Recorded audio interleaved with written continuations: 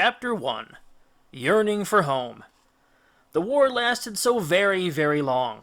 Then suddenly it was over, and a flash of fire, a splash of blood, and a trampling of horses. Men whose ships had rolled idly over 1,000 tides in the Bay of Troy mustered by the water's edge in groups. There were many faces missing. Many oars lacked a rower after 10 years of war. But those who unfurled their sails, latched their oars over the oar pins, and set the tillers were cheerful. Their masts were hung with tokens of victory, and their holds were full of Trojan gold and wine. Best of all, they were going home. Home! To wives they had not seen in 10 years, to sons who had grown from boys into young men, to daughters who had grown from babies into beauties, to farms that had lain tangled and untended under 10 hot summers. A few strokes of the oar and they would be home. All those men who had answered the call to war and mustered from every island and shore of the round ocean. The long, fast ships were heaved off the sand and gravel into deep water. Friends stood waist deep in the sea, waving and waving and waving. "Till we meet again, Nestor! Until we meet again, Menelaus! Until we meet again, all you brave Myrmidons! Safe journey, Odysseus!" Odysseus left the sand and gravel grate against the bottom of his ship. Then, with a rush of white water past the bow, and the crack of his sail as it filled, he leaned on the tiller and turned his eyes away from the shoreline and the still smoking ruins of Troy. He was going home to his three-island kingdom of Ithaca. His cockerel mascot crowed triumphantly on the stern rail. Mustered behind his own fast black ship, like cygnets behind their swan, were 11 other manned by men of Ithaca, Cephalonia, and wooded Xanthe. At first their rowing was ragged. Their oars beat out of time for lack of practice, and their shoulders burned under the Trojan sun. But gradually they settled into a rhythm, a splash, a grunt, and a sigh. "Your son will be big lad by now, Captain," said Polites. 11, almost 11. He was only a baby when I left Ithaca. A fine help I've been to his mother, leaving her all alone. Ah, but such a lady, Captain, such a lady as never knew the meaning of impatience." Odysseus looked into the distance with unfocused eyes. "Indeed, yes, Polites, such a woman." High in the window of Pelicata Palace, Penelope, queen of Ithaca and wife of Odysseus, looked out across the wave-striped ocean. A dark shape caught her eye, far, far out to sea. At once she was leaning out the window, and her hands were plunged into the unpruned vine which cloaked the palace walls. "Odysseus! Odysseus!" Her voice rang through the empty courtyards and tumbled over the cliff edge. Her son, Telemachus, stopped his game of archery and ran towards the house. But it was only the shadow of a scudding cloud, and not a ship at all. Penelope pressed her cheek against the cold stone of the window frame and steadied her breathing. Behind her, Telemachus tumbled into the room. "Is it him, Mamma? Has father come home from the war?" Penelope turned away from the window, smiling. "Not yet, Telemachus. I was mistaken. Not just yet." A breeze sprang up. The breezes braided themselves into a wind. The wind twisted itself into a gusting gale, and the gale screwed itself into a frenzy. Odysseus's 12 ships were juggled by the waves. Those on the crests and those in the troughs clashed sides as they rose and fell. The crews looked in terror at their comrades and saw them one moment against a sky crazed with lightning, the next in a valley of glazed black water, then enveloped in clouds of spray. They raised their oars, but they were too slow to lower the sails, which ripped in 3. Their cloaks were so wrenched at by the wind, and the cords half-throttled them. 200 voices called on the gods, and prayers skimmed like seagulls over the teeming sea. For 9 days and nights they ate sopping bread and drank rainwater, cupping it out of the bilges with their hands. "Land! Where? I don't believe you! There! There! It's a cloud! It's a reef! It's an island! We shall be driven past! We shall be driven on! We shall be driven broken up! We shall be saved!" said Odysseus loudly and calmly, "and the gods are to be thanked for it." The gods were indeed to be thanked. The storm died in an instant, and they found themselves on a sunlit beach of white sand. Strewn like flotsam, the 12 ships lay on their sides, and the sea tickled their round bellies. The crews crawled up the sand, and most fell asleep on their hands and knees. "Can we go and look for food?" asked Eurylochus. "You don't want to rest?" said Odysseus in amazement. I've got a wife and 6 daughters to get home to, and I don't mean to keep them waiting any longer than need be, Captain. I've been away 10 years already." "Very well, but go carefully.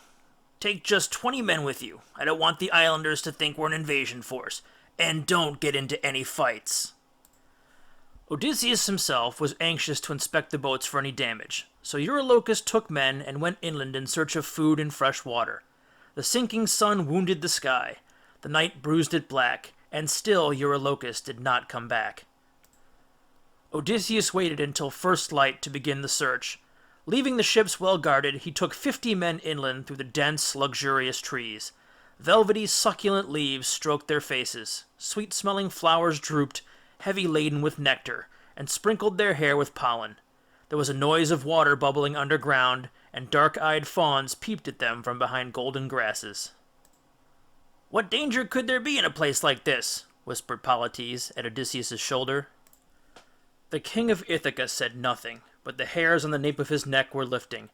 No more than a mile along the green and shady path they were dazzled by a clearing bright with sunlit water. Round the lake stood a village. In the shade of the palm-leaf roofs, their sword belts all unbuckled, lay Eurylochus and his 20 men, as well as a pride of naked locals. The young native men and women all had long, thick hair, which spilled over their shoulders and over the guests lying in the grass. They were plying their visitors with fruit from wooden bowls, and at the sight of Odysseus leapt up smiling, and ran and took hold of the newcomers, and dragged them towards the shade. Their hands were brown as chestnuts, and their skin as sticky as chestnut buds with the juice of the fruit.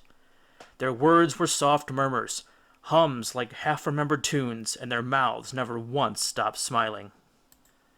Eurylochus smiled too. He smiled at Odysseus, as at someone whose face was dimly familiar, and his words slurred a little when he said, "Don't I know you?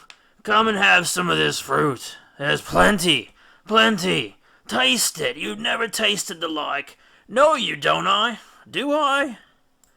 He tossed a piece of fruit, a golden globe wrapped in a velvety skin, and Polites reached up to catch it, but Odysseus snatched the fruit out of the air and cast it into the pool. He whispered over his shoulder, "Tell the men, no one is to touch the fruit." He waved away the sticky brown hands that offered him the luscious food. Then he called out to Eurylochus, "What of your wife and 6 daughters, my friend? Will you keep them waiting while you idle here?" "Who? What? Sorry, friend, but I think you've got the wrong man. Wife? Daughters? Have some fruit, that's what you need. Some fruit to set your brains straight." And as Eurylochus spoke, the juice ran down his beard and stained his chest a sugary, crystalline gold. Polites was alarmed. "What's the matter with them, Captain? What's the matter with all of them?" A native girl pressed a fruit against Odysseus' lips until he took a grip on her wrist and pushed it away.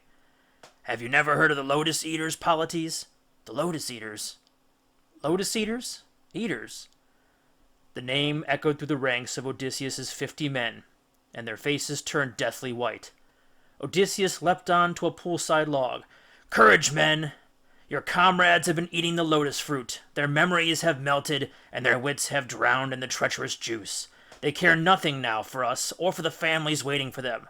Are we to abandon them here, or shall we save them from themselves? Close up your ears and seal up your lips, and help me carry them back to the ships." Round the pool they ran, pushing aside the fawning caresses of the villagers and overturning the bowls and baskets of lotus fruit. They seized on their friends, 2 men to 1, and dragged them to their feet.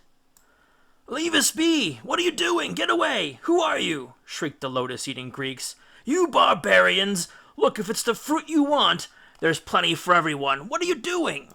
Where are you taking us? Leave us be! For pity's sake, don't take us away from the fruit!" The further they were dragged away from the pool and down the shadowy path, the more desperately the advance party struggled and pleaded and shrieked. "The fruit! We must take the fruit! What are you doing? We can't leave without the fruit! We die! We'll all die without it! It's life! It's everything! Pity us! Don't make us leave the fruit!" Shutting their ears and sealing their lips, Odysseus and his party of 50 men dragged their foolish friends down towards the sea.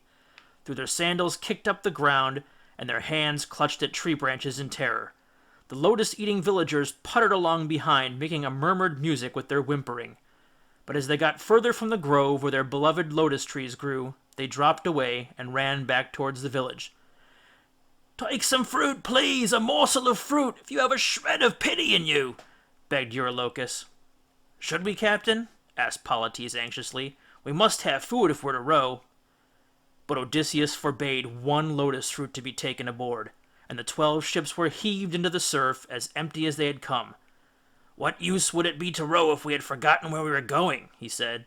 "Tie the Lotus Eaters to the benches, and don't untie them until this place is out of sight, or they'll try to swim back." And so they would, but for the strong hemp that bound them and the determination of their friends who heaved on the shining oars. At last their brains struggled free of the cloying nectar of the deadly fruit. They began to remember, and to be ashamed, and tight bound to their benches in the rolling bilges of the fast black ships, they began to feel very seasick indeed after eating all that fruit.